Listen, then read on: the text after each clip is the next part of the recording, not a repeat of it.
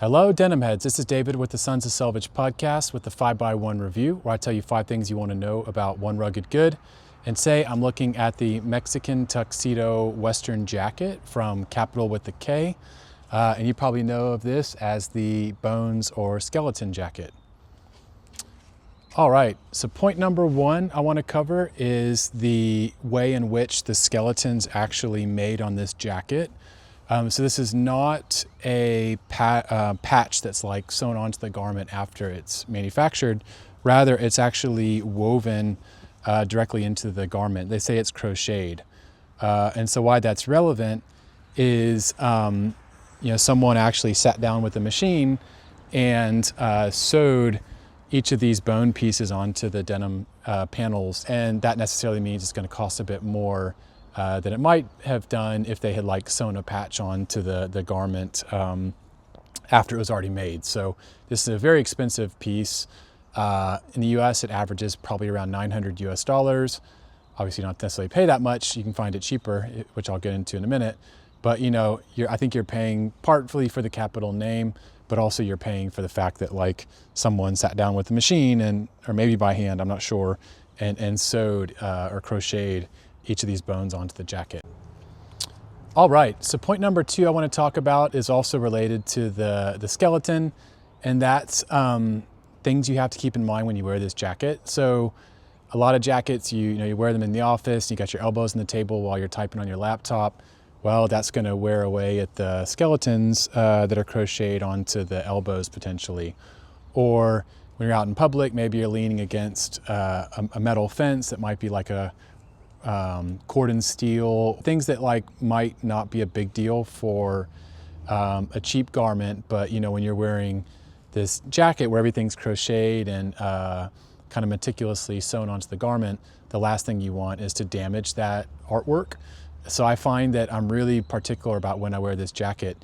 I don't wear it when I'm wearing a backpack around town, or I don't wear it if I know I'm going to be around kids that are going to be throwing their ice cream at me, or a restaurant where there's going to be a bunch of people eating like spaghetti sauce. So like you really have to kind of think about where you use this jacket. It's kind of cool to wear it to like bars and clubs, but then you also have to worry about like someone with a cigarette at an outdoor concert. So just know that like it's an investment piece and it's a beautiful piece, but you have to be super careful, and you can't really maybe enjoy it as much as you might do for a standard denim jacket, that doesn't have all the embroidery in the back. All right, so point number 3 is the cost. This jacket's obviously super cool with the crocheted skeleton. You get compliments on it every time you wear it, everywhere I go. But the reality is that shops in the US want over $900 for it, which I don't think it warrants that cost. I might recommend, if you are visiting Japan, you could potentially buy it new there for roughly $300 cheaper, 30% cheaper. So let's say $600 versus $900. But even better, I do find a lot of these guys pop up on eBay. It seems like it's pretty easy to get one if you look hard enough on eBay. They do come up for sale. So keep that in mind. You don't necessarily need to pay full price. Okay, cool. So point number 4 is the sizing, and I've got to refer to some numbers here. This garment has changed how it's been sized over time. So older versions of this jacket, it would have been sized as like a Japanese 3, which is a Japanese large, a 4 or 5, so Japanese extra large, double XL, or the US equivalent of a 3 is a medium, a 4 is a US large, a 5 is a US extra large. But these days they actually size it in Italian sizing. So the smallest of the 3 sizes is called a 44. The next size is called a 46, and the largest size is called a 48. This is what I guess you would call their size 48, or their largest of the 3 sizes. I'm 6'2" and roughly 170 pounds, give or take. So pretty tall but skinny. And this is what the size 48 looks like on me. So the shoulder on this is 22.5 inches wide, which means that the shoulder is going to drop down and slope a bit off the sides. That's part of the design, so like you have to kind of be expecting that. The chest is a 21-inch chest, so it's actually pretty slim in the chest. And the waist is only about 20 inches in the waist. So this is like a pretty snug garment on me, and I'm only like a 33 in most jeans.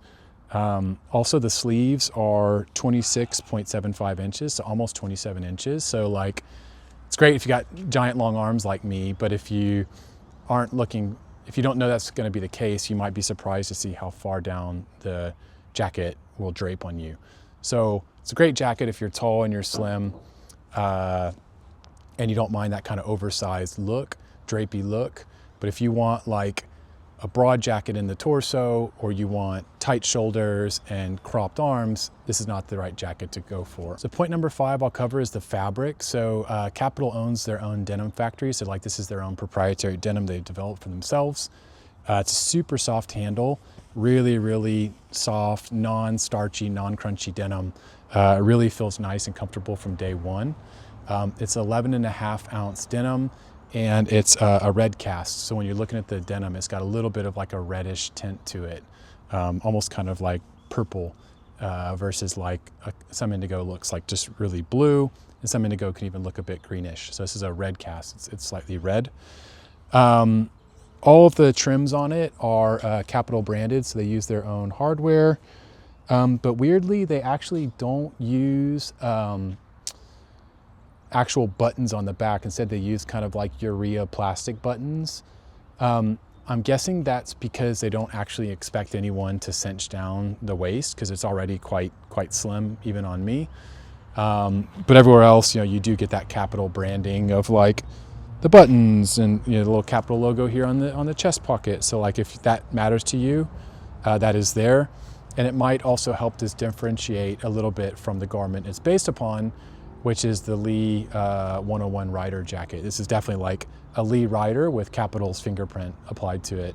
Although I guess when you turn around, no one's gonna have any question as to whether this is a Lee Rider jacket or not. So maybe I'm wasting your time by saying that. Cool, and one last point I'll mention, a bonus point number 6, is they actually have a matching trouser that goes with this jacket, but it almost fits in the opposite way of this jacket, right? So like, this is really long, really drapey.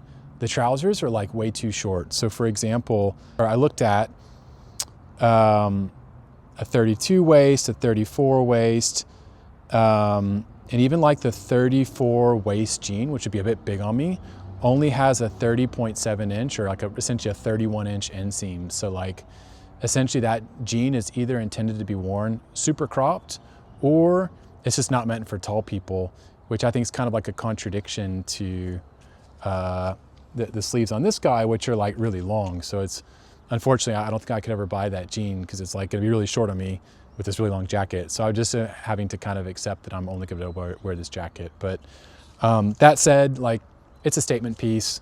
People are gonna say something every time you wear it. Super cool craftsmanship, super cool detail.